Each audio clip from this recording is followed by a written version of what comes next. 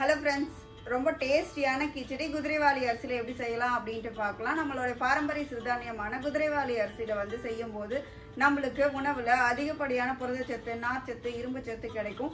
பெண்கள் அதிகமா சாப்பிட்டாங்க அப்படினு சொன்னா ஹீமோகுளோபின் பிரச்சனையை வந்து சரி செய்யும். அது மட்டும் இல்லாம சர்க்கரை நோயாளிகள் சாப்பிடும்போது சர்க்கரையோட அளவை கட்டுப்பாட்டுல வச்சுக்கிறது பயன்படுது. வாங்க எப்படி செய்யலாம் அப்படினு பார்க்கலாம். கிச்சடி செய்யறதுக்கு ஃபர்ஸ்ட் நாம குதிரைவாலி அரிசியை 1 கப் வந்து தண்ணி ஊற்றி நல்லா ஒரு 2 வாட்டி கழுவிடலாம். கழுவும் போது தூசி அழுக்கு எதுவும் இருந்தால் போயிடும். அதுக்கப்புறம் ஒரு நல்ல தண்ணி ஊற்றி ஒரு அரை மணி நேரம் ஊற வச்சிடலாம். ஊறும்போது நல்லா சாஃப்டாக வேகும். அதுக்காக தான் நம்ம ஊற வைக்கிறோம்.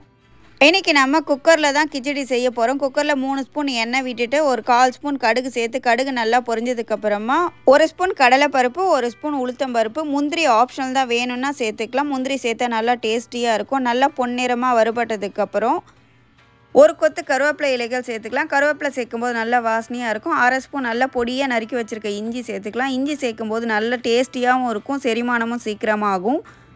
காரத்துக்கு ஏற்ற மாதிரி பச்சை மிளகா, 2 பச்சை மிளகா கீரி சேர்த்துக்கலாம். கொஞ்சம் வதங்கினதுக்கப்புறம் 1 கப் வந்து வெங்காயம் சேர்த்துக்கலாம்.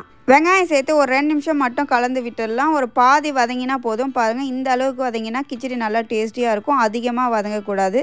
இப்போ நம்ம காய்கறிகள் சேர்த்துக்கலாம். 1 கப் குதிரைவாலி அரிசிக்கு 1 கப் வெஜிடபிள் அப்படிங்கிறது கரெக்டான ரேஷியோ. தக்காளி, கேரட், பீன்ஸ், பட்டாணி எல்லாமே நம்ம 1/4 கப் எடுத்து வச்சுருக்கோம். அது எல்லாத்தையும் சேர்த்து ஸ்டவ் லோ ஃப்ளேமில் வச்சுட்டு காய்கறிகள் எல்லாமே வந்து ஒரு 2 நிமிஷம் நல்லா வதங்கட்டும்.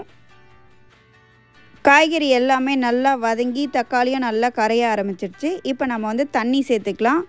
நம்ம குதிரைவாலி அரிசி அளவு அளந்தோம் இல்லைங்களா, அந்த கப் அளவுக்கு 5 கப் வந்து தண்ணி சேர்த்துக்கலாம். இந்த அளவுக்கு தண்ணி சேர்க்கும் போது அரிசி வேகவும் கரெக்டாக இருக்கும். கிச்சடியும் நல்லா சாஃப்டாக இருக்கும். ஊற வச்ச தண்ணியும் தான் இதில் நம்ம சேர்த்து ஊற்றிருக்கோம். இப்போ தேவையான அளவு உப்பு, மஞ்சத்தூள் சேர்த்து நல்லா கொதிக்கட்டும். தண்ணி நல்லா கொதிச்சிருச்சு. இப்போ நம்ம வந்து ஊற வச்சுருக்க குதிரைவாலி அரிசியை வந்து சேர்த்துக்கலாம்.